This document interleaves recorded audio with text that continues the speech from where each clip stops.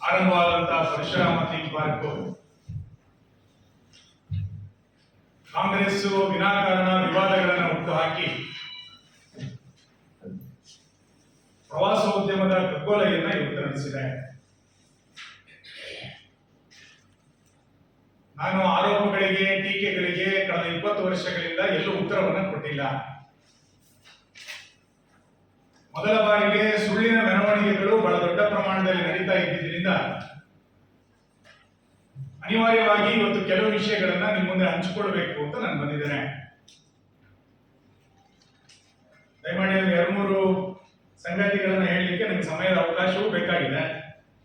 ನಿಮ್ಮ ಮುಂದೆ ಅದನ್ನು ಪ್ರಸ್ತುತಪಡಿಸಿ ನಂತರ ಇವತ್ತಿನ ಕಾಲಘಟ್ಟದಲ್ಲಿ ನಡೀತಾ ಇರುವಂತಹ ಚರ್ಚೆಗಳಿಗೆ ನಾನು ಬರ್ತೇನೆ.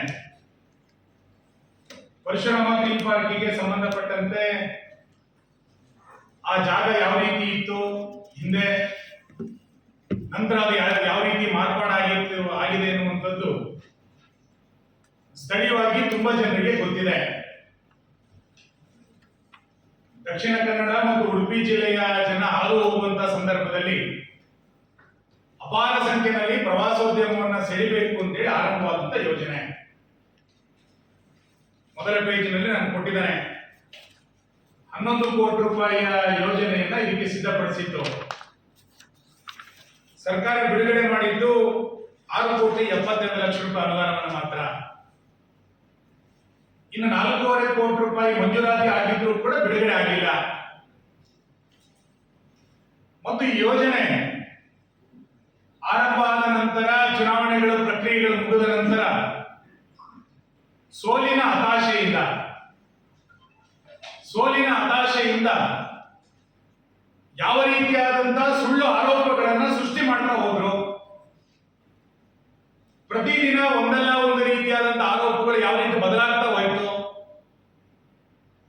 1 ವರ್ಷದ ಕೆಳಗಡೆ ಅವತ್ತು ಅವರು ಮಾಡಿದಂತ ಆರೋಪ ಇವತ್ತು ಅವರು ಅದನ್ನು ಹೇಳಕ್ಕೆ ತಯಾರಿಲ್ಲ.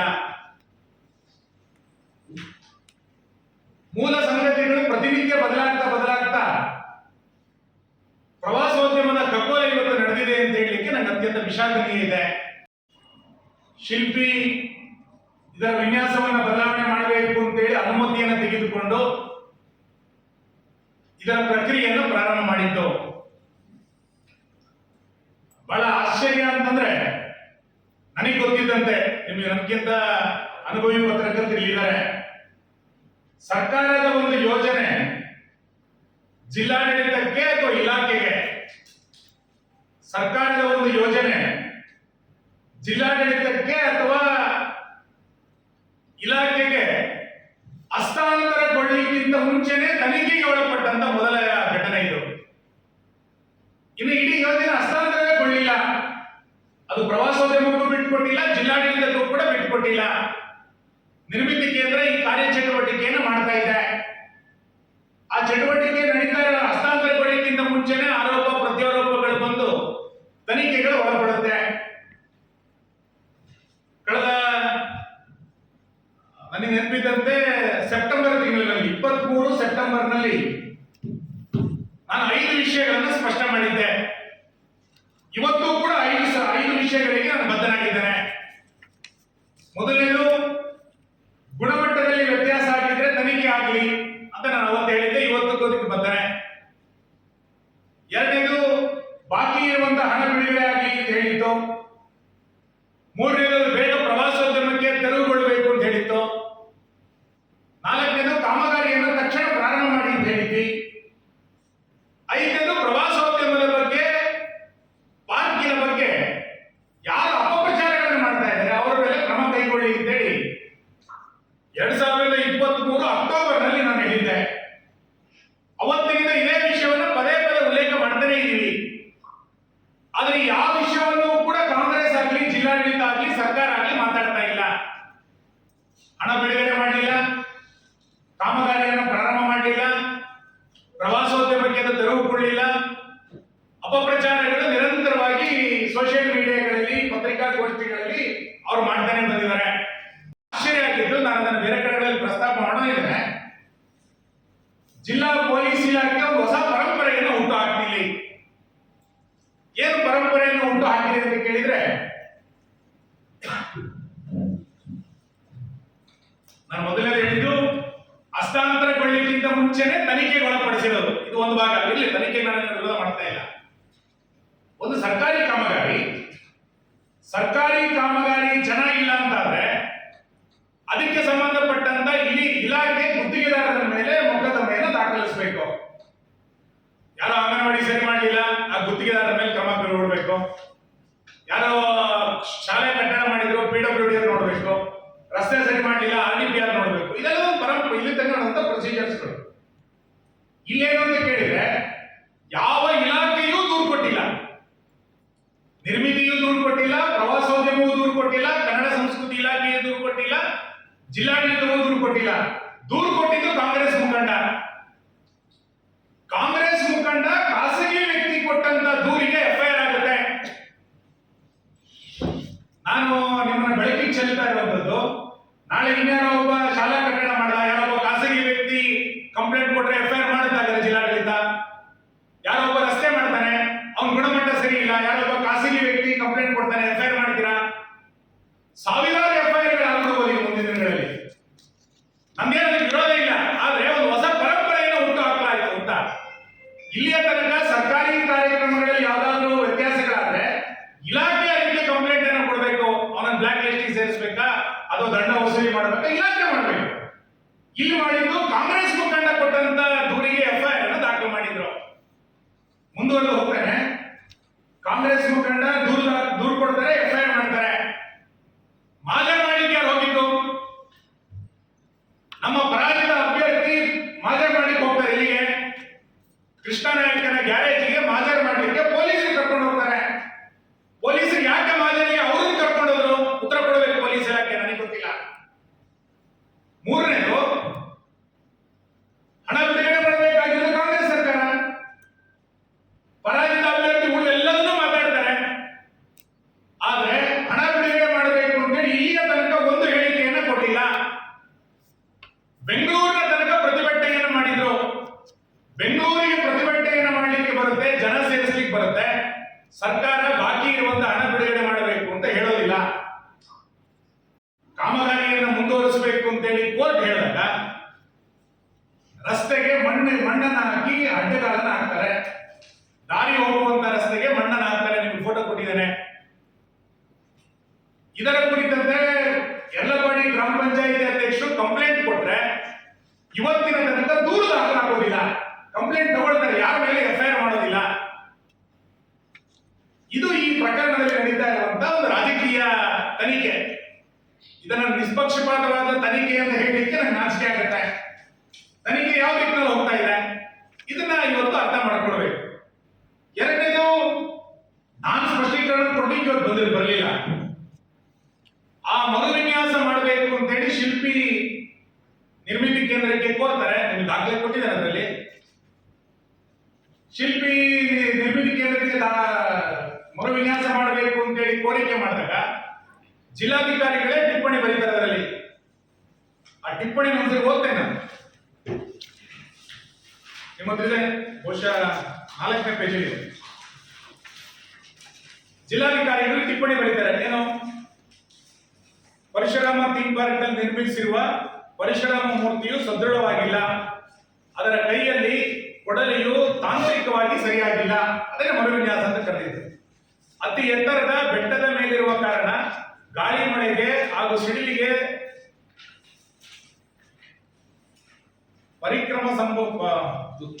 ತುತ್ತಾಗುವ ಸಂಭವವಿದ್ದು ಅಂತ ಬರಿತಾ ಕೊನೆಗೆ ಏನ್ ಹೇಳ್ತಾರೆ ಅವರು ಅಂತಂದ್ರೆ, 2ನೇ ಪೇಜಲ್ಲಿ ಜಿಲ್ಲಾ ಉಸ್ತುವಾರಿ ಸಚಿವರು ಸ್ಥಳಕ್ಕೆ ಭೇಟಿ ನೀಡಿ ಸದರಿ ಮೂರ್ತಿಯನ್ನು ಸಾರ್ವಜನಿಕ ದೃಷ್ಟಿಯಿಂದ, ಪ್ರವಾಸಿಗರ ದೃಷ್ಟಿಯಿಂದ ಸರಿಪಡಿಸಲು ತಿಳಿಸಿರುತ್ತಾರೆ ಅಂತ ಅವರು ಆದೇಶ ಮಾಡಿ ಇದನ್ನ ಮರುವಿನ್ಯಾಸ ಮಾಡಲಿಕ್ಕೆ ಅನುಮತಿಯನ್ನು ಜಿಲ್ಲಾಧಿಕಾರಿಗಳು ಕೊಡೋದು. ನಾನು ಸುನೀಲ್ ಕುಮಾರ್ ಕೊಟ್ಟಿದ್ದು ಅಲ್ಲ, ಬಿಜೆಪಿ ಕೊಟ್ಟಿದ್ದು ಅಲ್ಲ.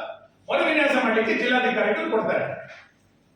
ಬಹಳ ಆಶ್ಚರ್ಯ. ಮತ್ತು ಕಾಂಗ್ರೆಸ್ ಯಾವ ರೀತಿ ಸುಳ್ಳನ್ನು ಪೋಣಿಸ್ತಾ ಹೋಯ್ತು ಅಂತಂದ್ರೆ, ಆ ಮರುವಿನ್ಯಾಸ ಮಾಡಲಿಕ್ಕೋಸ್ಕರ ಶಿಲ್ಪಿ ವಿಗ್ರಹವನ್ನು ತೆರವುಗೊಳಿಸುವಂತ ಪ್ರಕ್ರಿಯೆಯನ್ನು ಪ್ರಾರಂಭ ಮಾಡಿದ್ರು. ಪ್ರಾರಂಭ ಮಾಡಿದಾಗ ಮೂರ್ತಿ ಕಳವಾಯಿತು ಅಂತ ಬಹಳ ದೊಡ್ಡ ಸುದ್ದಿ ಮಾಡಿದ್ರು. ಮೂರ್ತಿ ಕಳವಾಯಿತು, ಮೂರ್ತಿ ಎಲ್ಲೋಯ್ತು ಅಂತ ಮಾಡಿದ್ದೆ. ನೆನ್ನೆ ಕೇಳಿದರೆ ಮೂರ್ತಿ ಕಳಬಾದಂತ ಭಾಗ ಎಲ್ಲಿದೆ ಅಂತ. ನಾನು ಜಿಲ್ಲಾ ತಹಸೀಲ್ದಾರರ ಒಂದು ಆದೇಶವನ್ನು ಓದ್ತೇನೆ. ತಹಸೀಲ್ದಾರರು 9/10/2023 ಆದೇಶ ಮಾಡ್ತಾರೆ. ಅವರು ಪೊಲೀಸ್ ಉಪನಿರ್ದೇಶಕರಿಗೆ ಪತ್ರ ಬರೀತಾರೆ. ಬರೆದವರು ಹೇಳ್ತಾರೆ, ಪರಶುರಾಮ ಥೀಮ್ ಪಾರ್ಕ್ನ ಕಾಮಗಾರಿಯನ್ನು ಪೂರ್ಣಗೊಳಿಸಲು ಅನುಕೂಲವಾಗುವಂತೆ ಸೆಪ್ಟೆಂಬರ್ 21ರವರೆಗೆ ಪ್ರವಾಸಿಗರ ಭೇಟಿಯನ್ನು ನಿಷೇಧಿಸಲಾಗಿತ್ತು. 9/10/2019 ನವೆಂಬರ್ ತಿಂಗಳ ಅಂತ್ಯದವರೆಗೆ ಕಾಮಗಾರಿಯನ್ನು ಪೂರ್ಣಗೊಳಿಸಲು ಕಾಲಾವಕಾಶ ಬೇಕಾಗಿರುವುದರಿಂದ ಪೊಲೀಸ್ ಭದ್ರತೆಯನ್ನು ಒದಗಿಸುವಂತೆ ಕೋರಿದೆ ಅಂತೇಳಿ ತಹಸೀಲ್ದಾರರು ಪೊಲೀಸರಿಗೆ ಪತ್ರ ಬರೀತಾರೆ. ಪೊಲೀಸರು ಅಲ್ಲಿ ನಿಗಾ ವಹಿಸಿದ್ರು, ಇಲ್ಲ ನಾನು ಹೇಳೋದಿಲ್ಲ, ನಿಗಾ ವಹಿಸಿದ್ರು. ಈ ಸಂದರ್ಭದಲ್ಲಿ ಯಾರು ಪ್ರವೇಶ ಮಾಡಿಲ್ಲ ಅಂತಂದಾಗ ಕಾಂಗ್ರೆಸ್ ಮುಖಂಡರು ಆರೋಪ ಮಾಡಿದ್ರು. ನಾನು ಪತ್ರಿಕೆಗಳಿಗೆ ಕಳಿಸ್ಕೊಡ್ತೇನೆ ನಿಮಗೆ. ಏನು ಅಲ್ಲಿ ಪೊಲೀಸರ ಭದ್ರತೆಯಲ್ಲಿ ಇದು ಮಾಡಿದ್ರೆ ಪೊಲೀಸರನ್ನ ವಾಪಸ್ ತಗೊಳ್ಬೇಕು ಅಂತ ಅವರೇ ಆಗ್ರಹ ಮಾಡ್ತಾರೆ. ತಹಸೀಲ್ದಾರರು ಪೊಲೀಸರ ಭದ್ರತೆ ಅಂತ ಕೇಳ್ತಾರೆ. ಪೊಲೀಸರ ಭದ್ರತೆಯಲ್ಲಿ ಮರು ವಿನ್ಯಾಸಕ್ಕೆ ಮೂರ್ತಿಯ ಕೆಲವು ಭಾಗಗಳನ್ನು ತೆಗಿತಾರೆ. ಕಳುವಾಯಿತು ಅಂತ ಯಾರು ಹೇಳಿದ್ರು? ಇವ್ರದೇ ಸರ್ಕಾರ, ಇವ್ರದೇ ಜಿಲ್ಲಾಡಳಿತ. ಕಳುವಾಗಿದೆ ಅಂತ ಯಾರ ಹೇಳ್ತಾರೆ? ಬಹಳ ಆಶ್ಚರ್ಯ ಅಂತಂದ್ರೆ ಅವತ್ತು ರಕ್ಷಣೆಯನ್ನ ಕೊಟ್ಟಂತ ಅಧಿಕಾರಿಗಳೇ ಒಂದು ತನಿಖೆಯನ್ನು ಮಾಡ್ತಾ ಇರೋದು. ಅವತ್ತು ಮೂರ್ತಿಯನ್ನ ತೆಗಿಲಿಕ್ಕೆ ಬಿಡಬೇಕಾದ್ರೆ ಯಾರು ರಕ್ಷಣೆಯನ್ನು ಕೊಟ್ಟಿದ್ರು ಅವರೇ ಇವತ್ತು ತನಿಖೆಯನ್ನು ಮಾಡ್ತಾ ಇದ್ದಾರೆ. ಅಂದ್ರೆ ಪೂರ್ತಿ ಇಡೀ ತನಿಖೆಯನ್ನ ದಿಕ್ಕು ತಪ್ಪಿಸುವಂತ ಎಲ್ಲ ಪ್ರಯತ್ನಗಳು ಇದರಲ್ಲಿ ನಡೆದಿದೆ. ಒಟ್ಟು ಈ ಪ್ರಕರಣದಲ್ಲಿ ಆರೋಪ ಇದ್ದಿದ್ದೇನು? ನಾನು ತುಂಬಾ ವಿವರಕ್ಕೆ ಹೋಗಲ್ಲ, ನಿಮಗೆ ಕೊಟ್ಟಿದ್ದೇನೆ, ನೀವು ದಯಮಾಡಿ ಅದನ್ನು ಗಮನಿಸಿ. ಮೂಲ ಹೇಳಿದ್ದೇನು ಅವರೆಲ್ಲರೂ? ಇದು ಫೈಬರ್ ಮೂರ್ತಿ, ಇದು ಕಂಚಿದ್ದಲ್ಲ, ಇದು ಫೈಬರ್ ಅಂತ ಹೇಳಿ. ಯಾರು ಇದರ FIR ಅನ್ನು ಮಾಡಿಸಿದಂತ ಅರ್ಜಿದಾರ ಇದ್ದಾರೆ, ಅವರು ವಕೀಲರು ಹೈಕೋರ್ಟ್ ಅಲ್ಲಿ ಹೇಳ್ತಾರೆ, ಮೂರ್ತಿ ಬಗ್ಗೆ ನಮಗೆ ಡಿಸ್ಪ್ಯೂಟ್ ಇಲ್ಲ, ನಮಗೆ ಡಿಸ್ಪ್ಯೂಟ್ ಇಲ್ಲ, ಅದು GST ಕಟ್ಟಿಲ್ಲ, ಅದ್ರ ಬಗ್ಗೆ ಡಿಸ್ಪ್ಯೂಟ್ ಅಂತ. ಮತ್ತು ಬಹಳ ಸ್ಪಷ್ಟವಾಗಿ ಹೈಕೋರ್ಟ್ ಹೇಳಿದ್ರು, ಇದು ಫೈಬರ್ ಅಲ್ಲ, ಇದು ಕಂಚಿನ ಮೂರ್ತಿ, ಇದರಲ್ಲಿ ಎಷ್ಟು ಕಾಪರ್ ಹಾಕಿದ್ದಾರೆ, ಎಷ್ಟು ಜಿಂಕ್ ಹಾಕಿದ್ದಾರೆ ಅನ್ನೋದನ್ನು ಕೂಡ ಹೈಕೋರ್ಟ್ ಸ್ಪಷ್ಟ ಮಾಡಿದೆ. ಅಂದ್ರೆ ಮೂಲ ಆರೋಪಗಳನ್ನು ಅವ್ರು ಏನ್ ಮಾಡ್ತಾ ಇದ್ರು ಅದು ಬಹಳ ಸ್ಪಷ್ಟ. ಫೈಬರ್ ಅಲ್ಲ, ಇದು ಕಂಚು ಅನ್ನುವಂಥದ್ದು ಹೈಕೋರ್ಟ್ ಕೂಡ ಹೇಳಿದೆ, NITK ರಿಪೋರ್ಟ್ ಕೂಡ ಹೇಳಿದೆ. ಈಗ ಇವರು ವಿನಾಕಾರಣ ಬೇರೆ ರೀತಿಯಾದ ಆರೋಪಗಳನ್ನು ಮಾಡ್ತಾ ಇದ್ದಾರೆ. ಆರೋಪ ಏನಿತ್ತು? ಮೊದಲನೇ ಆರೋಪ ಏನಿತ್ತು? ಇದು ಫೈಬರ್ ಅಂತ ಹೇಳಿದ್ರು. ಫೈಬರ್ ಆಗುವುದಲ್ಲ ಅಂತ ಚರ್ಚೆ ನಡೀತಾ ಇರಬೇಕಾದ್ರೆ, ಮೂರ್ತಿ ವಿನ್ಯಾಸ ಮಾಡಬೇಕಾದ್ರೆ ಮೇಲಿಂದು ಫೈಬರ್ ಕೆಳಗಿನಲ್ಲ ಅಂತ ಹೇಳಿದ್ರು. ಈಗ ಹೇಳ್ತಾರೆ ಅವ್ನು GST ಕಟ್ಟಿಲ್ಲ ಅಂತ ಹೇಳ್ತಾರೆ. ಈಗ ನೆನ್ನೆ ಭಾರಿ ಅನುಕಂಪದ ಮಾತುಗಳನ್ನು ಹೇಳ್ತಾ ಇದ್ದಾರೆ. ಫೈಬರ್ ಉದಯ ನಾನು ಹೇಳ್ತೇನೆ, ಫೈಬರ್ ಅಂತ ಹೇಳ್ತಾ ಇದ್ದಂತ ಫೈಬರ್ ಉದಯ ಮಾಜರ್ ಮಾಡಲಿಕ್ಕೆ ಹೋದಾಗ ಶಿಲ್ಪಿ ಬಗ್ಗೆ ಅನುಕಂಪ ಇರಲಿಲ್ವಾ? ಶಿಲ್ಪಿ ಕಾಮಗಾರಿಯನ್ನು ಮಾಡಲಿಕ್ಕೆ ರಸ್ತೆಗೆ ಮಣ್ಣನ್ನ ಅಡ್ಡಗಾಲ ಹಾಕಿದಾಗ ಶಿಲ್ಪಿ ಬಗ್ಗೆ ಅನುಕಂಪ ಇರಲಿಲ್ವಾ? GST ಕಟ್ಟಲಿಲ್ಲ ಅನ್ನೋದು ನಮ್ಮ ಸಮಸ್ಯೆ ಅಲ್ಲ. ಆತ ತನ್ನ ಕೆಲಸಗಾರರಿಗೆ ಸಂಬಳ ಕೊಡಲಿಲ್ಲ ಅಂತಂದ್ರೆ ನಮ್ಮ ಕೆಲಸ ಅಲ್ಲ ಅದು. ನಮಗೆ ಕಾಮಗಾರಿಯನ್ನ ಟೆಂಡರ್ ಪ್ರಕಾರ, ನಿರ್ಮಿತಿ ಕೇಂದ್ರದ ಅಗ್ರಿಮೆಂಟ್ ಪ್ರಕಾರ ಏನಾಗಬೇಕಿತ್ತು ಆ ಪ್ರಕಾರ ಕಾಮಗಾರಿಯನ್ನು ಮಾಡಿಕೊಡ್ಬೇಕು. ಉಳಿದ ವಿಷಯಗಳು ಆತನ ಗ್ಯಾರೇಜ್ ಎಷ್ಟು ಜನ ಇದ್ದಾರೆ, ಆತ ಕರೆಂಟ್ ಬಿಲ್ ಕಟ್ಟಿದಾನೋ, GST ಕಟ್ಟಿಲ್ವೋ, ಕೆಲಸಗಾರರಿಗೆ ಸಂಬಳ ಕಟ್ಟಿಲ್ವೋ, ನಮಗೇನು ಸಂಬಂಧ? ಈಗ ಅವರು 1 ಕೋಟಿ ರೂಪಾಯಿ ಎಲ್ಲಿ ಹೋಯ್ತು? ನಿಮ್ಮದೇ ಸರ್ಕಾರ ಇದೆ, ತನಿಖೆ ಮಾಡಿ. ಯಾರು ಬೇಡ ಅಂತ ಹೇಳಿದ್ದಾರೆ? ಈ ತನಿಖೆ ಯಾವ ರೀತಿ ದಿಕ್ಕು ತಪ್ಪು ಅನ್ಲಿಕ್ಕೆ ನಾನು ಹೇಳೋದು, ನಿಮ್ಮ ಹತ್ರ ಡಾಕ್ಯುಮೆಂಟ್ ನಾನು ಕೊನೆಯಲ್ಲಿ ಕೊಟ್ಟಿದ್ದೇನೆ. COD ತನಿಖೆ ಆಗಬೇಕು ಅಂತ ಹೇಳಿ ಮಾನ್ಯ ಮುಖ್ಯಮಂತ್ರಿಗಳಿಗೆ ಫೆಬ್ರವರಿ 2ನೇ ತಾರೀಕು ಮುಖ್ಯಮಂತ್ರಿಗಳು ಆದೇಶವನ್ನು ಮಾಡ್ತಾರೆ. ಬಹಳ ಇಂಟ್ರೆಸ್ಟಿಂಗ್. ಮುಖ್ಯಮಂತ್ರಿಗಳು ಫೆಬ್ರವರಿ 6ನೇ ತಾರೀಕಿಗೆ ಮುಖ್ಯಮಂತ್ರಿಗಳು ಆದೇಶ ಮಾಡ್ತಾರೆ, ಇದನ್ನ CODಗೆ ತನಿಖೆಗೆ ಕೊಟ್ಟಿದ್ದೀವಿ ಅಂತ. ಇದರ ನಡುವೆ ಏಪ್ರಿಲ್ 23ನೇ ತಾರೀಕು, ಇವ್ರು ಕೊಟ್ಟಿದ್ದು ಫೆಬ್ರವರಿ 6. ಏಪ್ರಿಲ್ 23ನೇ ತಾರೀಕಿಗೆ ಶಿಲ್ಪಿ ನನಗೆ ಕಾಮಗಾರಿಯನ್ನು ಮುಂದುವರಿಸಲಿಕ್ಕೆ ಅವಕಾಶ ಕೊಡಿ ಅಂತೇಳಿ ಕೋರ್ಟಿನ ಒಂದು ಆರ್ಡರ್ ತಗೊಂಡ್ಬರ್ತಾರೆ. ಲೋಕಸಭಾ ಚುನಾವಣೆ ನಡೀತಿತ್ತು 23ನೇ ತಾರೀಕು. 23ನೇ ತಾರೀಕು ಆರ್ಡರ್ ತಗೊಂಡ್ಬರ್ತಾರೆ. 2ನೇ ತಾರೀಕು ರಾತ್ರಿ ರಸ್ತೆಗೆ ಮಣ್ಣು ಹಾಕ್ತಾರೆ. ಮೇ 5ಕ್ಕೆ COD ತನಿಖೆ ಆರ್ಡರ್ ಆಗುತ್ತೆ. ಫೆಬ್ರವರಿ 6ಕ್ಕೆ CM ಟಿಪ್ಪಣಿ ಬರೆಯೋದು, ಕೋರ್ಟಿನ ಆದೇಶ ನಡುವೆ ಬರುತ್ತೆ. ಕಾಮಗಾರಿಗೆ ಶಿಲ್ಪಿ ಬರ್ತಾನೆ, ಶಿಲ್ಪಿ ಕಾಮಗಾರಿ ಮಾಡಬಾರ್ದು ಅಂತೇಳಿ ರಸ್ತೆಗೆ ಮಣ್ಣು ಹಾಕ್ತಾರೆ. 4 ತಿಂಗಳ ನಂತರ COD ತನಿಖೆಗೆ ಟಿಪ್ಪಣಿ ಆದೇಶ ಆಗುತ್ತೆ. ಯಾಕೆ ಫೆಬ್ರವರಿ ಆದೇಶ ಮಾಡಿದ, ಆವಾಗಲೇ ಆದೇಶ ಮಾಡಿ ತನಿಖೆ ಮುಗಿಸ್ಬೋದಿತ್ತಲ್ಲ? 1 ವರ್ಷ ಆಯ್ತು ಕಾಮಗಾರಿ ನಿಂತು. ಕಳೆದ ನವೆಂಬರ್ನಿಂದ ಈ ನವೆಂಬರ್ ಈ ಪ್ರವಾಸೋದ್ಯಮ ಇವತ್ತು ಕಗ್ಗೊಲೆ ಆಗಿದ್ದಕ್ಕೆ ಯಾಕೆ ಕ್ಷಮೆ ಕೇಳಬೇಕು? ಸಾವಿರಾರು ಜನ ಧರ್ಮಸ್ಥಳ ಉಡುಪಿಗೆ ಬರುವಂತ ಪ್ರವಾಸಿಗರು ಅಲ್ಲಿ ಬರ್ತಾ ಇದ್ರು. ಇಷ್ಟು ಪ್ರವಾಸೋದ್ಯಮ ನಷ್ಟ ಇದ್ದಲ್ಲಿ ಯಾರು ಇದಕ್ಕೆ ಹೊಣೆ? ತನಿಖೆಯ ನೆಪದಲ್ಲಿ 1 ವರ್ಷ ಕಾಲಹರಣ ಮಾಡಿದ್ರಿ, ಹಣ ಬಿಡುಗಡೆ ಮಾಡಲಿಲ್ಲ, ಕಾಮಗಾರಿಯನ್ನು ಹಸ್ತಾಂತರಗೊಳಿಸಲಿಲ್ಲ, ವಿನಾಕಾರಣ ದಿನಕ್ಕೊಂದೊಂದು ಕಥೆಗಳನ್ನ ಫೈಬರ್ ಅಂತ ಹೇಳಿದ್ರಿ, ಆಮೇಲೆ ಮೇಲ್ಭಾಗ ಮಾತ್ರ ಅಂತ ಹೇಳಿದ್ರಿ, ಕೆಳಭಾಗ ಸರಿ ಇದೆ ಅಂತ ಹೇಳಿದ್ರಿ, ಗೋಮಾಳ ಅಂತ ಹೇಳಿದ್ರಿ, ಅವನು GST ಕಟ್ಟಿಲ್ಲ ಅಂತ ಹೇಳಿದ್ರಿ, ಶಿಲ್ಪಿ ಸರಿ ಇಲ್ಲ ಅಂತ ಹೇಳಿದ್ರಿ, ಶಿಲ್ಪಿ ಚೇಂಜ್ ಆಗಬೇಕು ಅಂತ ಹೇಳಿದ್ರಿ, ಈಗ ಶಿಲ್ಪಿ ಬಗ್ಗೆ ಅನುಕಂಪ ತೋರಿಸ್ತೀರಿ. ನಿಮ್ಮ ಆರೋಪ ಏನಿದೆ ಅಂತ ಈಗ ಇವತ್ತು ಹೇಳ್ತಾ ಇದ್ರಿ. ಶಿಲ್ಪಿಯ ಬಹಳ ಸರಿ ಅವನು ಬಾಬುದವನು, ಈಗ ಶಾಸಕರ ಮೇಲೆ ಕ್ರಮ ತಗೊಳ್ಳಿ ಅಂತ ಹೇಳ್ತಾ ಇದ್ರಿ. ಪತ್ರಿಕಾಗೋಷ್ಠಿಯ ಮುಖಾಂತರ ಬಹಳ ಸ್ಪಷ್ಟ ಮಾಡ್ತಾನೆ, ಯಾವುದೇ ತನಿಖೆಗಳನ್ನ ಮಾಡಿ ಅನ್ನೋದು ನಾನು ಅವತ್ತು ಹೇಳಿದ್ದೇನೆ, ಇವತ್ತಲ್ಲ ಅವತ್ತು ಹೇಳಿದ್ದೇನೆ. ನಮ್ಮ 5 ಡಿಮ್ಯಾಂಡ್ಗಳಲ್ಲಿ ಯಾವತ್ತೂ ಕೂಡ ವ್ಯತ್ಯಾಸ ಇಲ್ಲ.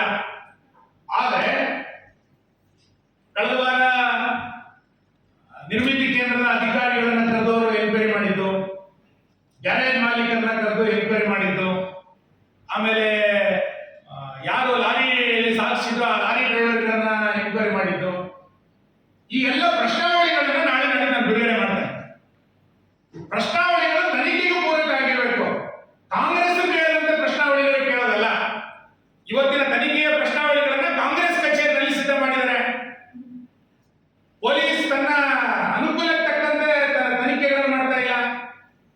ಹೇಳ್ತಾನೆ ಅಧಿಕಾರಿಗಳು ಯಾವ ಪ್ರಶ್ನೆಗಳನ್ನು ಕೇಳಿದ್ದಾರೆ, ಆನ್ ದಿ ರೆಕಾರ್ಡ್ ಏನು ಕೇಳಿದ್ದಾರೆ, ಆಫ್ ದಿ ರೆಕಾರ್ಡ್ ಏನು ಕೇಳಿದ್ದಾರೆ, ಗ್ಯಾರೇಜ್ ನಲ್ಲಿ ಕೆಲಸಗಾರರಿಗೆ ಏನೇನು ಪ್ರಶ್ನೆ ಕೇಳಿದ್ದಾರೆ, ಈಗ ಶಿಲ್ಪಿಗೆ ಏನೇನು ಪ್ರಶ್ನೆ ಕೇಳ್ತಾರೆ ಗೊತ್ತಾಗುತ್ತೆ ನಾಳೆ ಅಂಕದಲ್ಲಿ. ನಂಗೆ ಬಹಳ ಈ ತನಿಖೆ ಮಾಡದಿರ್ಬೇಕಾದ್ರೆ ಬಹಳ ಆಶ್ಚರ್ಯ ಆಗಿದ್ದು, ಮೊನ್ನೆ ಅಜೆಕಾರ್ನಲ್ಲಿ ಸ್ಲೋ ಪಾಯ್ಸನ್ ನಲ್ಲಿ ಮಾಡ್ತಾರೆ, ನಿಮ್ಗೆ ಗೊತ್ತಿರ್ಬೋದು. ಆ ಕೊಲೆ ಆರೋಪಿಯನ್ನು 3 ದಿನ ಕಸ್ಟಡಿ ತಗೊಂಡು, ಪೊಲೀಸ್ ಕಸ್ಟಡಿ, ಕೊಲೆ ಆರೋಪಿಯ ಒಬ್ಬ ಅಮಾಯಕ ಶಿಲ್ಪಿಯನ್ನು 7 ದಿನ ಕಸ್ಟಡಿ ತಗೊಳ್ತಾ ಇದ್ದಾರೆ. 1 ವರ್ಷದಿಂದ ಇದು ಫೈಬರ್ ಕಂಚು ಅಂತ ಹೇಳಲಿಕ್ಕೆ ಇಲಾಖೆಗೆ ಆಗಲ್ಲ ಅಂದ್ರೆ ಇಲಾಖೆ ಬಗ್ಗೆ ಏನ್ ಹೇಳ್ಬೇಕು ನಾನು? 7 ದಿನ ಕಸ್ಟಡಿ ತಗೊಂಡು ಅವನ ಏನ್ ಮಾಡಿಸಿ ಕೊಟ್ಟಿದ್ರಿ? 2.25 ಕೋಟಿ ರೂಪಾಯಿಯ ಮೂರ್ತಿಗೆ 1.25 ಕೋಟಿ ರೂಪಾಯಿ ಬಿಡುಗಡೆ ಆಗಿತ್ತು, ಇನ್ನು ಉಳಿದ ಬಿಡುಗಡೆ ಮಾಡಿಲ್ಲ. ಆ ಹಣ ಬಿಡುಗಡೆ ಮಾಡಿ ಅಂತ ಹೇಳ್ತಾ ಇದ್ದಾರೆ. ಅದಕ್ಕೆ ತಯಾರಿಲ್ಲ ನೀವು.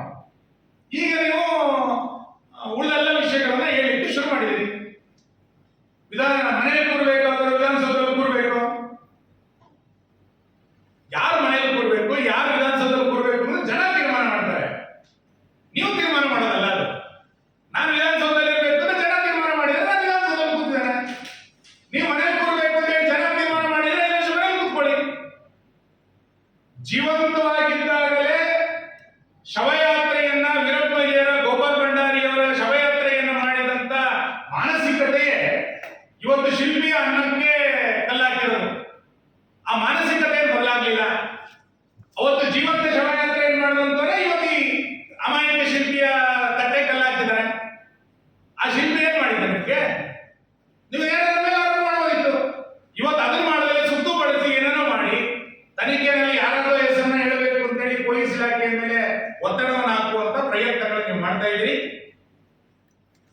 ದೂರುದಾರ ಕಾಂಗ್ರೆಸ್, ಮಾಜರ್ ಮಾಡಿದ್ದು ಕಾಂಗ್ರೆಸ್, ರಸ್ತೆಗೆ ಮಣ್ಣಾಕಿದ್ದು ಕಾಂಗ್ರೆಸ್, ಹಣ ಬಿಡುಗಡೆ ಮಾಡಲೇ ಇರೋದು ಕಾಂಗ್ರೆಸ್, ತನಿಖೆಗೆ ಪ್ರಶ್ನಾವಳಿಗಳನ್ನು ತಯಾರು ಮಾಡ್ತಾ ಇರುವಂತದ್ದು ಕಾಂಗ್ರೆಸ್.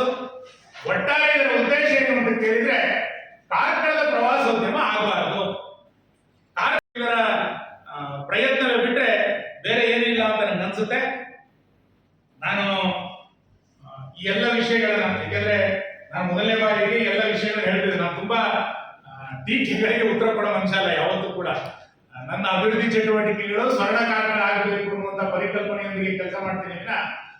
ಯಾವುದೋ ದಿನನಿತ್ಯದ ಚಿಲ್ಲರೆ ಗಿರಾಕಿಗಳು ಟೀಕೆಗಳನ್ನು ಮಾಡಿದ್ರೆ ನನ್ನ ತಲೆ ಕೆಡಿಸ್ಕೊಳ್ಳಲ್ಲ ಅದಕ್ಕೆ. ಆದ್ರೆ ಸುಳ್ಳುಗಳನ್ನ ಹೇಳ್ತಾ ಹೇಳ್ತಾ ಸತ್ಯ ಅಂತ ಅನ್ನಿಸ್ಬಿಡ್ಬಾರ್ದು. ಅದಕ್ಕೆ ನಾನು ಹೇಳಿದ್ದು, ಜಿಲ್ಲಾಧಿಕಾರಿಗಳು ಆದೇಶ ಮಾಡಿದ್ರು, ಅದಕ್ಕೆ ಮರು ವಿನ್ಯಾಸಕ್ಕೆ ಶಿಲ್ಪಿ ತಯಾರಾದ. ಜಿಲ್ಲಾಧಿಕಾರಿಗಳು ಮರು ವಿನ್ಯಾಸ ಬೇಡ ಅಂತಂದ್ರೆ ಬೇಡ, ಯಾಕೆ ಬೇಡ ಬೇಕಿದ್ರು, ನಾವು ಬೇಕು ಅಂತ ಹೇಳಿದ್ದ.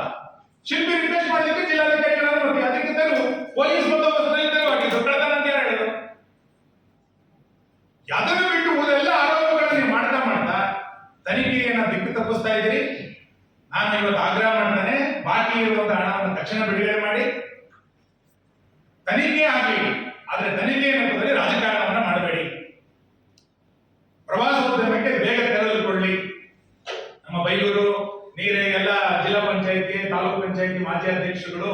ಗ್ರಾಮ ಪಂಚಾಯತ್ ಅಧ್ಯಕ್ಷರುಗಳಿದ್ದಾರೆ. ಎಂತ ಒಂದು ಸಂಭ್ರಮ ಇತ್ತಲ್ಲಿ, ಎಂತ ಒಂದು ಚಟುವಟಿಕೆಗಳಿತ್ತು, ಆರ್ಥಿಕ ಚಟುವಟಿಕೆಗಳು ಎಷ್ಟಿತ್ತು. ಇಡೀ ಪ್ರವಾಸೋದ್ಯಮವನ್ನ ಕಗ್ಗೊಲೆ ಮಾಡಿದ್ದು ಯಾರು ಅಂತ ಕೇಳಿದ್ರೆ ಇದೇ ಫೈಬರ್ ಉದಯ ಈ ಪ್ರವಾಸೋದ್ಯಮವನ್ನ ಕಗ್ಗೊಲೆ ಮಾಡಿದ್ದು. ಅವರು ಕಗ್ಗೊಲೆ ಮಾಡಿದ್ದರ ಪರಿಣಾಮವಾಗಿ ಇವತ್ತು ಇಷ್ಟು ದೊಡ್ಡ ಪ್ರಮಾಣದಲ್ಲಿ ಇದು ಕಾರ್ಕಳದ ಪರಶುರಾಮ ಥೀಮ್ ಪಾರ್ಕ್ ವಿವಾದಕ್ಕೆ ಇವತ್ತು ಮಾಡ್ತಾ ಇದೆ. ಫೈಬರ್ ಉದಯ ಒಬ್ಬ ಅವಕಾಶವಾದಿ, ಫೈಬರ್ ಉದಯ ಗೋಲ್ಮಾಲ್ ಗುತ್ತಿಗೆದಾರ ಎಲ್ಲೆಲ್ಲಿ ಮಾಡಿದ್ದಾರೆ ಅಂತ ಪ್ರೈವೇಟ್ ಕಂಪ್ಲೇಂಟ್ಗಳನ್ನ ಹಾಕ್ತಾ ಹೋದ್ರೆ ನೂರಾರು FIR ಆಗಿರ್ಬೋದು. ನಾನು ಅದಕ್ಕೆ ಹೇಳಿದ್ದು, ಇನ್ನು ಪ್ರೈವೇಟ್ ಅವರು ಕಂಪ್ಲೇಂಟ್ ಕೊಟ್ಟು FIR ಮಾಡ್ಲಿಕ್ಕೆ ಶುರು ಆದ್ರೆ ನಮ್ಮ ಜಿಲ್ಲೆನಲ್ಲಿ ಅಥವಾ ನಮ್ಮ ರಾಜ್ಯದಲ್ಲಿ ಯಾವ ಕಾಮಗಾರಿ ನಡೀಲಿಕ್ಕೆ ಸಾಧ್ಯ ಇಲ್ಲ. ಎಲ್ಲವೂ FIR ಆಗ್ತಾ ಕುತ್ಕೊಂಡ್ಬಿಟ್ರೆ ಇಲಾಖೆ ಕಂಪ್ಲೇಂಟ್ ಕೊಡ್ಬೇಕು, ಅದು ಬಿಟ್ಬಿಟ್ರು, ಮೂಲ ಉದ್ದೇಶನೇ ಬಿಟ್ಬಿಟ್ರಿ. ಇಲ್ಲಿ ಇಂಥ ಪರಿಸ್ಥಿತಿ ಆಗಿದೆ. ಹಾಗಾಗಿ ಇದು ಏನಾಗಬೇಕು ಅಂತೇಳಿ, ತನಿಖೆ ಹೇಗಾಗಬೇಕು ಅಂತೇಳಿ ನಾನು ತನಿಖಾಧಿಕಾರಿ ಅಲ್ಲ, ತನಿಖಾಧಿಕಾರಿಗಳು ಮಾಡಿ, ಆದ್ರೆ ತನಿಖಾಧಿಕಾರಿಗಳ ತರ ನಡೆಸ್ಕೊಳ್ಬೇಕು ಅಂತ. ಮಾಜರ್ ಮಾಡಿದಾಗ ಪೊಲೀಸ್ ಇಲಾಖೆ ಹಾವಭಾವ ಹೇಗಿತ್ತು ನಿಮ್ಗೆ ಗೊತ್ತಿದೆ. ಪ್ರಶ್ನಾವಳಿಗಳೆಲ್ಲ ಕೇಳ್ತಾ ಇರುವಂತ ಪ್ರಶ್ನೆಗಳು ನಾಳೆ ನಾನು ಬಹಿರಂಗ ಮಾಡ್ತೇನೆ, ಅದು ಹೇಗಿದೆ ಅಂತ ಗೊತ್ತಿದೆ.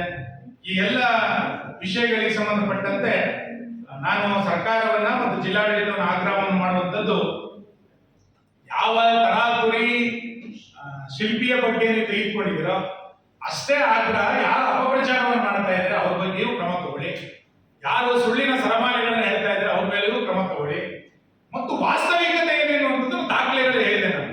ಇದು ಯಾವುದು ನನ್ನಲ್ಲ, ಇದೆಲ್ಲವೂ ಕೂಡ ಸರ್ಕಾರಿ ದಾಖಲೆಗಳು. ಜಿಲ್ಲಾಧಿಕಾರಿಗಳ ಆದೇಶ, ನಿರ್ಮಿತಿ ಕೇಂದ್ರದ ಆದೇಶ, NITK ಆದೇಶ, ರಸ್ತೆಗೆ ಅವರು ಹಾಕಿದ ಮಣ್ಣು, ಇದೆಲ್ಲದೂ ಕೂಡ ಅವರದೇ ಆದೇಶ, ನಮ್ದು ಯಾರು ಕೂಡ ಅಲ್ಲ. ಇದನ್ನ ಒಂದ್ಸರಿ ಅರ್ಥ ಮಾಡಿಕೊಂಡು ಕಾರ್ಕಳ ಪ್ರವಾಸೋದ್ಯಮ ಚೆನ್ನಾಗಾಗಬೇಕು ಅಂತ ನಾನು ಹೇಳೋದು. ನಾನು ಹಿಂದೆನೂ ಹೇಳಿದ್ದೆ, ಕಾರ್ಕಳವನ್ನ ನಾನು ಪ್ರೀತಿಸ್ತೇನೆ, ಕಾರ್ಕಳವನ್ನು ನಾನು ಪ್ರೀತಿಸೋದ್ರಿಂದ ಕಾರ್ಕಳವನ್ನು ಅಭಿವೃದ್ಧಿ ಮಾಡ್ತಾ ಇದ್ದೇನೆ. ಯಾರು ಕಾರ್ಕಳವನ್ನು ದ್ವೇಷ ಮಾಡ್ತಾರೋ ಅವರು ಅಭಿವೃದ್ಧಿಗೆ ಅಡ್ಡಿಗಾಲನ್ನು ಹಾಕ್ತಾರೆ. ಹಾಗಾಗಿ ಪ್ರವಾಸೋದ್ಯಮ ಇಲ್ಲಿ ಕಗ್ಗೊಲೆ ಆಯಿತು. ದಿನಗಳಲ್ಲಿ ಇವತ್ತು ಕಾರ್ಕಳ ಒಟ್ಟು ರಾಜಕಾರಣ ಏನು ಅಂತ ಕೇಳಿದ್ರೆ, ಫೈಬರ್ ಉದಯ ಮಾಡ್ತಾ ಇರುವಂತ ಕೆಲಸ ಏನು ಅಂತ ಕೇಳಿದ್ರೆ, ಯಾರೋ ಗುತ್ತಿಗೆದಾರರ ಮೇಲೆ ಕೇಸ್ ಹಾಕೋದು, ಯಾರೋ ವ್ಯಾಪಾರಿಗಳಿಗೆ ಕೇಸ್ ಹಾಕೋದು, ಯಾರೋ ಬಿಜೆಪಿ ಕಾರ್ಯಕರ್ತರನ್ನ ಪರೋಕ್ಷವಾಗಿ ಬ್ಲಾಕ್ ಮೇಲ್ ಮಾಡೋದು, ಇದೆಲ್ಲದೂ ಕೂಡ ರಾಜಕಾರಣದ ಭಾಗ ಅಲ್ಲ. ಸರ್ಕಾರ ಇದ್ದಾಗ, ಆಡಳಿತ ಪಕ್ಷದ ಒಬ್ಬ ಪ್ರಮುಖ ಆದಾಗ ತನ್ನೂರಿಗೆ ಏನಾಗಬೇಕು ಅಂತೇಳಿ ಅನುದಾನಗಳನ್ನು ತರಬೇಕು.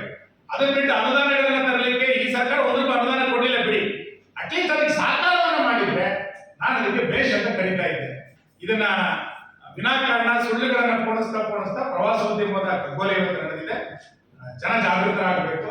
ಮತ್ತು ಇದನ್ನ ಸ್ಪಷ್ಟೀಕರಣ ಇನ್ನು ನಾನು ಕೊಡೋದಿಲ್ಲ. ನಾನು ಈಗಾಗಲೇ ಸುಮಾರು ಸಭೆಗಳಲ್ಲಿ ವಿಷಯಗಳನ್ನ ಹೇಳ್ತಾನೆ ಬಂದಿದ್ವಿ, ಇನ್ನು ಸ್ಪಷ್ಟೀಕರಣ ಕೊಡೋದಿಲ್ಲ.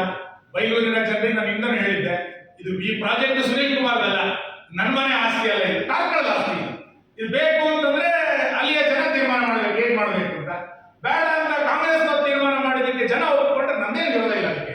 ಆದ್ರೆ ಒಂದು ಒಳ್ಳೆಯ ಪ್ರವಾಸೋದ್ಯಮ ನಾಶ ಆಯಿತು, ಅದನ್ನ ನಾಶವನ್ನ ಮಾಡಿದ್ದು ಇದೇ ಕಾಂಗ್ರೆಸ್ಸಿಗರು ಅಂತ ಹೇಳೋದನ್ನ ನಾನು ಮತ್ತೆ ಒತ್ತಿ ಹೇಳ್ತೇನೆ. ಇಂಥ ಪ್ರವಾಸೋದ್ಯಮದ ಕಗ್ಗೊಲೆಯನ್ನು ಮಾಡಿದಂತ ಮತ್ತು ಅಭಿವೃದ್ಧಿಯ ವಿರೋಧಿ ಟೂಲ್ ಕಿಟ್ ಅನ್ನ ಇಟ್ಕೊಂಡು ಬಂದಂತ ಕಾಂಗ್ರೆಸ್ಸಿನ ವಿರುದ್ಧ ಜನ ಜಾಗೃತರಾಗಬೇಕು ಅನ್ನುವಂಥದ್ದು ನನ್ನ ಆಶೆ ಇದೆ. ಈ ಹೊಸ ಪರಂಪರೆಯನ್ನು ಹುಟ್ಟು ಹಾಕದಂತ ಜಿಲ್ಲಾ ಪೊಲೀಸ್ ಇಲಾಖೆ ಇನ್ನು ಯಾವ ಕಂಪ್ಲೇಂಟ್ಗಳಿಗೆ ಬಂದಾಗ ಹೆಂಗೆ FIR ಮಾಡುತ್ತಾ ನೋಡೋಣ. ಒಬ್ಬ ಮರ್ಡರ್ ಮಾಡುವಾಗ 2 ದಿನ ಪೊಲೀಸ್ ಕಸ್ಟಡಿ ತಗೊಳ್ತಾರೆ, ಒಬ್ಬ ಅಮಾಯಕ ಶಿಲ್ಪಿ 7 ದಿನ ಕಸ್ಟಡಿ ತಗೊಳ್ತಾರೆ ಅಂತಂದ್ರೆ ತನಿಖೆ ಹೆಂಗೆ ಹೋಗ್ತಾ ಇದೆ ಅನ್ನೋದನ್ನ ಇದರಲ್ಲೇ ಬಹಳ ಸ್ಪಷ್ಟ ಆಗ್ಬಿಡುತ್ತೆ. ಬೇರೆ ಇನ್ನೇನು ಹೇಳಬೇಕಾದಂತ ಅಗತ್ಯತೆಗಳಿಲ್ಲ. ಆದ್ರೆ ತನಿಖೆ ಚೆನ್ನಾಗಿ ನಡೀಲಿ, ವಾದ ವಿವಾದಗಳು ನಡಿಬೇಕು, ನ್ಯಾಯಾಲಯ ಒಳ್ಳೆಯ ತೀರ್ಪು ಕೊಡುತ್ತೆ, ಸತ್ಯ ಬಂದೇ ಬರ್ತದೆ. ಸತ್ಯ ಲೇಟ್ ಆಗ್ಬೋದು, ಸತ್ಯ ಹೊರಗೆ ಬಂದೇ ಬರುತ್ತೆ ಅನ್ನೋದಿದೆ. ಮೂಲ ವಾದವನ್ನ ಏನ್ ಹೇಳ್ತಾ ಇದ್ರು ಫೈಬರ್ ಅಂತ, ಇದರಲ್ಲಿ ಸೋಲಾಗಿದೆ ಅನ್ನುವಂಥದ್ದು ಸ್ಪಷ್ಟ. ನ್ಯಾಯಾಲಯಗಳು ಹೇಳಿದೆ, ಅವ್ರ ಲಾಯರ್ ಕೂಡ ಹೇಳಿದ್ದಾರೆ, ಮತ್ತು NITK ರಿಪೋರ್ಟ್ ಕೂಡ ಇನ್ನು ಬಹಳ ಸ್ಪಷ್ಟ ಮಾಡಿದೆ. ಇದನ್ನ ಇವತ್ತು ಮುಂದೆ ಹಂಚಿಕೊಳ್ಬೇಕು ಅಂತಿದೆ.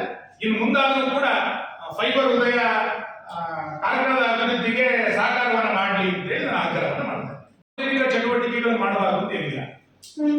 ತುಂಬಾ ಸಾರ್ವಜನಿಕ ಉಪಯೋಗಕ್ಕೆ ಬೇಕಾದಂತಹ ಸಂದರ್ಭದಲ್ಲಿ ಗೋಮಾಳದ ಜಾಗಗಳನ್ನು ಸರ್ಕಾರ ಕೊಟ್ಟಂತ ಉದಾಹರಣೆಗಳಿವೆ. ಕಾಮಗಾರಿಗಳು ಪೂರ್ಣ ಆಗಿಲ್ಲ ಅಂತಂದಾಗ ಹಸ್ತಾಂತರ ಆಗೋದಿಲ್ಲ. ಹಸ್ತಾಂತರ ಪೂರ್ತಿ ಕಾಮಗಾರಿ ಆದ ನಂತರವೇ ಹಸ್ತಾಂತರ ಆಗೋದು. ನಾವೇನ್ ಹೇಳಿದ್ವಿ, ನೀವು ಪೂರ್ತಿ ಕಾಮಗಾರಿ ಆದ ನಂತರ ಥರ್ಡ್ ಪಾರ್ಟಿ ಇನ್ಸ್ಪೆಕ್ಷನ್ ಮಾಡಿ ಬಿಡಿ, ಅದನ್ನ ಹಸ್ತಾಂತರ ಮಾಡಿ ಅಂತ ಹೇಳಿದ್ವಿ. ಥರ್ಡ್ ಪಾರ್ಟಿ ಇನ್ಸ್ಪೆಕ್ಷನ್ ಮಾಡೋದು ಬಿಡಲ್ಲ, ಹಸ್ತಾಂತರ ಮಾಡ್ಲಿಕ್ಕೆ ಬಿಡೋದ್ಕಿಂತ ತನಿಖೆ ಹಸ್ತಾಂತರ ಮಾಡದೆ ಅದನ್ನು ತುರತುರಲ್ಲಿ ಚುನಾವಣೆಗೋಸ್ಕರ ತರಾತುರಿ ಏನಿಲ್ಲ, ತರಾತುರಿ ಇಲ್ಲ. ಉದ್ಘಾಟನೆ ಮಾಡಿದ್ದೀರಾ ಅಂತ ಹೇಳಿ. ತಪ್ಪೇನಿದೆ? ಅಲ್ಲ ಹಸ್ತಾಂತರ ಹಸ್ತಾಂತರ ಆಗದ ಕಾಮಗಾರಿಗಳು ಪೆಂಡಿಂಗ್ ಇಟ್ಕೊಂಡು ಎಷ್ಟು ಉದ್ಘಾಟನೆಗಳಾಗಿಲ್ಲ? ಕಾಮಗಾರಿ 90% ಪೆಂಡಿಂಗ್ ಇದ್ರೆ ಸರಿ, ಕಾಮಗಾರಿ 10% 15% ಪೆಂಡಿಂಗ್ ಇದ್ರೆ ಎಷ್ಟು ಉದ್ಘಾಟನೆಗಳಾಗಿಲ್ಲ? ಚುನಾವಣಾ ನೀತಿ ಸಂಹಿತೆ ಬಂದಾಗ ಉದ್ಘಾಟನೆಗಳು ನಡೆಯೋದಿಲ್ಲ. ಇದು ಹೊಸದ? ಮೂರ್ತಿ ನಿರ್ಮಾಣಕ್ಕೆ ಟೆಂಡರ್ ಆಗುವುದರಿಂದ ಮೊದಲು ಈ 1.5 ಕೋಟಿ ರೂಪಾಯಿ ಟೆಂಡರ್ ಅಲ್ಲ ಇದು. ನಿರ್ಮಿತಿ ಕೇಂದ್ರಕ್ಕೆ ಸರ್ಕಾರ ಕೊಡೋದು, ನಿರ್ಮಿತಿ ಕೇಂದ್ರದ ಅವ್ರು ಕೊಡೋದು. ಇದರಲ್ಲಿ 4G ಎಕ್ಸೆಪ್ಷನ್ ಇದೆ. ಬೇರೆ ಬೇರೆ ಅಕೌಂಟ್ ಇಂದ ಅವರಿಗೆ ಪಾವತಿ ಆಗಿದೆ ಅಂತ. ಅದೇ ಹೇಳಿದ್ನಲ್ಲ, 4G ಎಕ್ಸೆಪ್ಷನ್ ಇದೆ. ಟೆಂಡರ್ ಪ್ರಕ್ರಿಯೆ ಅಲ್ಲ, 4G ಎಕ್ಸೆಪ್ಷನ್. ನಿರ್ಮಿತಿ ಕೊಡದೆ 4G ಎಕ್ಸೆಪ್ಷನ್. ನಿರ್ಮಿತಿಗೆ ಯಾಕೆ ಕೊಟ್ಟಿದ್ದು ಅಂತ ನಾನು ಅದನ್ನ ಹೇಳ್ತೇನೆ. ನಿರ್ಮಿತಿಗೆ ಯಾಕೆ ಕೊಟ್ಟಿದ್ದು ಅಂತಂದ್ರೆ 11 ಕೋಟಿ ರೂಪಾಯಿ ಅನುದಾನವು ಕೂಡ ಒಂದು ಇಲಾಖೆದಲ್ಲ. ಒಂದೇ ಇಲಾಖೆದಾದ್ರೆ ಟೆಂಡರ್ ಪ್ರಕ್ರಿಯೆಗಳು ಮಾಡಬಹುದಿತ್ತು. ಇದು 5-6 ಇಲಾಖೆಗಳಲ್ಲಿ ದುಡ್ಡು ತಗೊಂಡಿದ್ದೀವಿ. ಹಾಗಾಗಿ ನಿರ್ಮಿತಿ ಕೇಂದ್ರಕ್ಕೆ 4G ಎಕ್ಸೆಪ್ಷನ್ ತಗೊಂಡು ಮಾಡಿದೆ. ಅವರು ಪೀಸ್ ವರ್ಕ್ ಮಾಡಿಸ್ತಾ ಇದ್ದಾರೆ. ಪ್ರಧಾನ ಆರೋಪ ಅಂತ ಹೇಳಿದ್ರೆ ಏನ್ ಮಾಡಿದ್ವಿ? ಇದನ್ನ ಥೀಮ್ ಪಾರ್ಕ್ ಅಂದ್ರೆ ಏನು ಅಂತ ಗೊತ್ತೇ ಇಲ್ಲದೆ ಇರುವಂತ ಮೂರ್ಖರಿಗೆ ನಾನು ಮತ್ತೆ ಎರಡನೇ ಸರಿ ಹೇಳ್ತೇನೆ. ಥೀಮ್ ಪಾರ್ಕ್ ಅಂತಂದ್ರೆ ಏನು ಅಂತ ಗೊತ್ತಿಲ್ಲದೆ ಇರುವ ಮೂರ್ಖರಿಗೆ ಇದೊಂದು ಸ್ಯಾಂಕ್ಟಿಟಿ ಅಂತ ಕರೀತಾರೆ. ಥೀಮ್ ಪಾರ್ಕ್ ಪೂಜಾ ಕೇಂದ್ರ ಅಲ್ಲ. ಕೋಟಿ ಚೆನ್ನಯ್ಯ ಥೀಮ್ ಪಾರ್ಕ್ ಪೂಜಾ ಕೇಂದ್ರನ? ಥೀಮ್ ಪಾರ್ಕ್ ಅಂದ್ರೆ ಟೂರಿಸಂ ಪ್ಲೇಸ್. ಅಲ್ಲಿ ಪೂಜೆ ಮಾಡಂಗಿಲ್ಲ, ತೆಂಗಿನಕಾಯಿ ಹೊಡೆಯಂಗಿಲ್ಲ ಅಂತ ಹೇಳಿದೀವಿ. ಥೀಮ್ ಪಾರ್ಕಿನ ಉದ್ದೇಶನೇ ಗೊತ್ತಿಲ್ಲಲ್ಲ. ಇದೇನೋ ಧಾರ್ಮಿಕತೆ ಧಾರ್ಮಿಕತೆ ಅಂತ ಹೇಳಿದ್ರೆ ಎಷ್ಟು ಧಾರ್ಮಿಕತೆಯ ಬಗ್ಗೆ ಇವರೆಲ್ಲ ಚರ್ಚೆ ಮಾಡಿದ್ದಾರೆ. ದೇವಸ್ಥಾನಗಳನ್ನ ಒಪ್ಪಿಗೆ ಸೇರಿಸಿದ ಬಗ್ಗೆ ಒಂದು ಶಬ್ದ ಮಾತಾಡ್ತೀರಾ? ಧಾರ್ಮಿಕತೆ ಬಗ್ಗೆ ಮಾತಾಡೋರು. ನಾನು ಅದಕ್ಕೆ ಯಾವುದನ್ನು ಕೂಡ ನಾವು ಮೊದಲು ಹೇಳಿಲ್ಲ. ಒಂದಿನ 2 ದಿನ ವಿವಾದ ಮಾಡ್ತಾರೆ ಅಂತ ಬಿಟ್ಬಿಟ್ವಿ. ಇದು ದಿನನಿತ್ಯ ಆರೋಪ. ಇವಾಗ ಫೈಬರ್ ಅಂತ ಫೈಬರ್ ಅನ್ನೋದು ಪೆಂಚು ಅಂತ ಅವ್ರು ಒಪ್ಪೋದಾರ. ಅವರು ಕ್ಲಿಯರ್ ಹೇಳಿದಾರೆ. ಜಸ್ಟಿಸ್ ನಾಗಪ್ರಸನ್ನ ಕ್ಲಿಯರ್ ಮಾಡಿದ್ದಾರೆ. ಎಸ್ ಇದು ಕಂಚಲಾಗಿದೆ, ಇಷ್ಟು ಜಿಂಕ್ ಮಾಡಿದ್ದಾರೆ, ಇಷ್ಟು ಕಾಪರ್ ಮಾಡಿದ್ದಾರೆ, ಆರ್ಡರ್ ಇದೆ, ಒಪ್ಕೊಳ್ಳಿ. ಮೂಲ ಇರೋದು ಅದನ್ನೆಲ್ಲ. ಕೃಷ್ಣ ನಾಯಕ GST ಕಟ್ಟಿಲ್ಲ ಅಂತಂದ್ರೆ GST ಪೆನಾಲ್ಟಿ ಹಾಕ್ತಾರೆ. ಕೃಷ್ಣ ನಾಯಕ ಯಾವಾಗ ಸಂಬಳ ಕೊಟ್ಟಿಲ್ಲ, ಕರೆಂಟ್ ಬಿಲ್ ಕಟ್ಟಿಲ್ಲ ಅಂತ ಇಲ್ಲೇ ಚರ್ಚೆ ಮಾಡ್ತಾರೆ.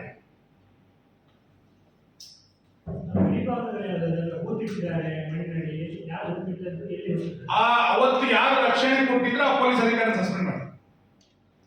ತಹಸೀಲ್ದಾರ್ ಆರ್ಡರ್ ಇದ್ದಾರೆ ಪೊಲೀಸ್ ರಕ್ಷಣೆ ಮಾಡಬೇಕು ಅಂತ. ಮರುವಿನ್ಯಾಸ ಯಾಕಾಗಬೇಕು ಅಂತ ನಾನು ಹೇಳಿದ್ದಲ್ಲ. ಒಬ್ಬ ಶಿಲ್ಪಿ ಇನ್ನೂ ಚೆನ್ನಾಗಾಗಬೇಕು ಅಂತ ಬಯಸೋದು ತಪ್ಪಿದ್ಯಾ? ಒಂದು ಶಿಲ್ಪಿ ಪೂರ್ತಿ ಪೇಮೆಂಟ್ ಆಗಿಲ್ಲ. ಇದು ಯಾವುದನ್ನು ಮಾಡಿದ್ರೆ ಹಣ 1 ರೂಪಾಯಿ ಬಿಡುಗಡೆ ಮಾಡಿದ್ರೆ ಸುಮ್ಮನೆ ಆರೋಪಗಳನ್ನು ಮಾಡಿ ದಿನಕ್ಕೊಂದೊಂದು ಆರೋಪ. ಒಂದೇ ಆರೋಪದಲ್ಲಿ ಶ್ರೀಕಾಂತ್ ಹಾಕಿದ್ರೆ ಹೇಳ್ಬೋದು. ದಿನಕ್ಕೊಂದೊಂದು ಆರೋಪ. ಮತ್ತೆ ಆರೋಪಕ್ಕೆ ಯಾವ್ದಾದ್ರು ಕಾರಣ ಉರುಳಿಲ್ಲ. ಎಸ್, ನಾನು ಫೈಬರು, ಕಂಚು, ಪ್ಲಾಸ್ಟಿಕ್, ಸಿಮೆಂಟ್ ನಾನು ಹೇಳಲ್ಲ. ನಾನು ತನಿಖಾಧಿಕಾರಿ ಅಲ್ಲ. ಆದ್ರೆ NIT ಹೇಳಿದ್ರೆ ಸುಮ್ಮನೆ ಆಗ್ಬೇಕಿತ್ತಲ್ಲ. ಇವತ್ತು GST ಕಟ್ಟಿಲ್ಲ ಅನ್ನೋದು ನನದಕ್ಕೆ ಮೊನ್ನೆ ಭಾಷೆದಲ್ಲಿ ಹೇಳಿದೆ. ಇನ್ಕಮ್ ಟ್ಯಾಕ್ಸ್ ಕಟ್ಟಿಲ್ಲ ಅಂತ ರೈಡ್ ಆಗಿದ್ದು ಫೈಬರ್ ಉದಯನ ಮನೆ ಮೇಲೆ. ಅವ್ನು GST ಕಟ್ಟಿಲ್ಲ ಅನ್ನೋದಕ್ಕೆ ನಮ್ಮ ಪಾರ್ಕಿಗೆ ಏನ್ ಸಂಬಂಧ ರೀ? ಅವ್ನ ಕೆಲಸಗಾರ ಸಂಬಂಧ ಕೊಟ್ಟು ಸಂಬಳ ಕೊಟ್ಟು ಅವನ ಪ್ರಾಬ್ಲಮ್ ಅದು. ಪಾರ್ಕಿಗೆ ಏನ್ ಸಂಬಂಧ ಇಲ್ಲ. ಆಯ್ತು, ಕೋರ್ಟಲ್ಲಿ ಕಾಮಗಾರಿ ಮುಂದುವರಿಸಬೇಕು ಅಂತ ಬಂದಾಗ ಮಣ್ಣೆ ಹಾಕಿದ್ವಿ. ಫೋಟೋ ಎಷ್ಟು ಚೆನ್ನಾಗಿ ಕಾಣುತ್ತೆ, ಮಣ್ಣೆ ಹಾಕಿದ್ವಿ. ನಮ್ಮ ಅಧ್ಯಕ್ಷರು ಕಂಪ್ಲೇಂಟ್ ಕೊಟ್ಟರೆ ಇವತ್ತಿನ FIR ಆಗಲಿಲ್ಲ. ಯಾಕೆ? ಇದಕ್ಕೆ ತನಿಖೆ ಮಾಡ್ಲಿಕ್ಕೆ ಬರಬೇಕು ಅನ್ಸುತ್ತೆ ಪೊಲೀಸ್ ಇಲಾಖೆಗೆ.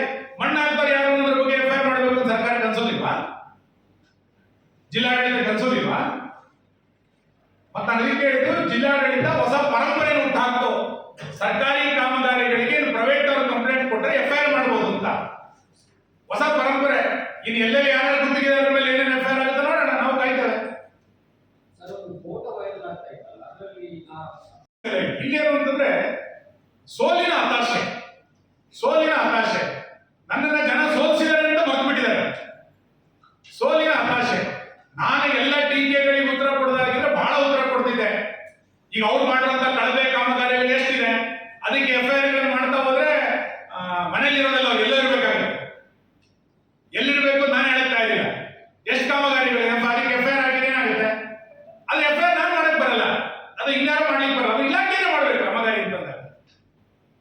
ಕ್ಷಮೆ ಕೇಳಬೇಕು. ನೀವು ಕ್ಷಮೆ ಕೇಳಬೇಕು. 1 ವರ್ಷ ಈ ಪ್ರವಾಸೋದ್ಯಮವನ್ನ ಕಗ್ಗೊಲೆ ಮಾಡಿದ್ರಲ್ಲ, ಕ್ಷಮೆ ಮಾತ್ರ ಅಲ್ಲ, ಪ್ರಾಯಶ್ಚಿತ್ತ ಮಾಡ್ಕೊಡ್ಬೇಕು ನೀವು. ಅವ್ರಿಗೆ ಬಿಟ್ಟಿದ್ದಾರೆ. ಕಾರ್ಕಳದ ಜನ ನಿಮ್ಗೂ ಓಟ್ ಕೊಟ್ಟಿದ್ದಾರೆ, ನನಗೆ ಹೆಂಗ್ ಓಟ್ ಕೊಟ್ಟಿದ್ದಾರೆ ಹಾಗೆ ನಿಮ್ಗೂ ಓಟ್ ಕೊಟ್ಟಿದ್ದಾರೆ. ನೀವು ಪ್ರಾಯಶ್ಚಿತ್ತ ಮಾಡ್ಕೊಳ್ಬೇಕು ಇದಕ್ಕೆ. 1 ವರ್ಷದಿಂದ ಟೂರಿಸಂ ಹಾಳು ಮಾಡಿದ್ವಿ. ಸಾವಿರಾರು ಜನ ಅದೇ ದಾರಿ ಹೋಗ್ತಾ ಇದ್ರು. ನಾನು ಹೇಳಿದೆ, ನನ್ನ ಭಾಷಣಗಳನ್ನು ತೆಗೆದು ನೋಡಿ. ಅಕ್ಟೋಬರ್ನಲ್ಲಿ 2023 ಅಕ್ಟೋಬರ್ನಲ್ಲಿ, ಜನವರಿನಲ್ಲಿ ಪರ್ಯಾಯ ನಡೆಯಿತು. ಕೇಳಿದ್ದೆ, ಪರ್ಯಾಯ ಒತ್ತಿಗೆ ಬಿಟ್ಕೊಡಿ ಅಂತ ಕೇಳಿದ್ದೆ ನಾನು ಯಾವತ್ತೂ ಮಾತು ಬದಲಿಸ್ತಿಲ್ಲ. ಮಾತು ಬದಲಿಸ್ತಾ ಇರೋದು 11 ಪತ್ರಿಕಾಗೋಷ್ಠಿಗಳಲ್ಲಿ ಮಾಡಿದ್ದಾರೆ, ದಾಖಲೆ ಇದೆ ನಾನು. 11 ಪತ್ರಿಕಾಗೋಷ್ಠಿಗಳಲ್ಲಿ ಬೇರೆ ಬೇರೆ ಹೇಳಿದ್ರು, ಒಂದಲ್ಲ ಒಂದೇ ಹೇಳಿದ್ರೆ ಸರಿ, ದಿನಕ್ಕೊಂದೊಂದು ಹೇಳಿದ್ದಾರೆ. 11 ಪತ್ರಿಕೆಗಳು ಒಂದೇ ತರ ಹೇಳಿದಾರ? ಇದು ಯಾವುದು ನಾನು ಹೇಳೋದಲ್ಲ, ಈ ದಾಖಲೆಗಳು ದಯಮಾಡಿ ಅದನ್ನ ಶಾಂತವಾಗಿ ನೋಡಿ, ಯಾವ್ದಾದ್ರು ಇದ್ರಲ್ಲಿ ಏನಾದ್ರು ವ್ಯತ್ಯಾಸ ಇದೆಯಾ ಅಂತ. ನಾನೇನು ಸುಳ್ಳು ಮುಂದೂ ಕೊಡಿಸ್ತೀನಿ. ಇಷ್ಟು ವಿವಾದಗಳನ್ನ ನೀವು ಮಾಡಿಸಿ ನೀವು ಕೊನೆಗೆ ನೀವು ಏನ್ ಮಾಡ್ಲಿಕ್ಕೆ ಕೊಟ್ಟಿದ್ರಿ? ಅದಕ್ಕೆ ನಾನು ಹೇಳಿದ್ದು, ಕಾರ್ಕಳ ನಾನು ಪ್ರೀತಿಸ್ತೀನಿ, ನೀವು ಕಾರ್ಕಳವನ್ನು ಪ್ರೀತಿಸೋದಿಲ್ಲ. ನಿಮಗೆ ಕೊಟ್ಟಂತ ಓಟ್ ಕೊಟ್ಟಂತ ಮತದಾರರಿಗೆ ನೀವು ಮೋಸ ಮಾಡಿದ್ರಿ. ಪ್ರವಾಸೋದ್ಯಮದ ಕಗ್ಗೊಲೆ ನಡೆಯಿತು. ಹಾಗಾಗಿ ಫೈಬರ್ ಉದಯ ನೀವು ಪ್ರಾಯಶ್ಚಿತ ಮಾಡ್ಕೊಳ್ಬೇಕು ಇದಕ್ಕೆ.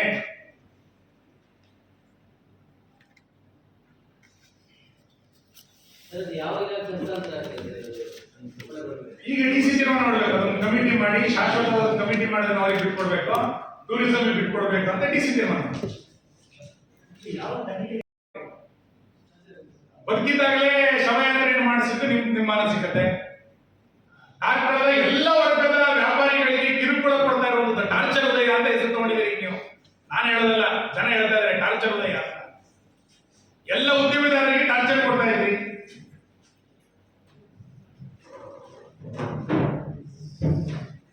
ಕಾಣಿಸಿದ್ರೆ ತೋರಿಸ್ಬೋದು. This is the picture. ವಿನ್ಯಾಸ ಏನ್ ಮಾಡಬೇಕು?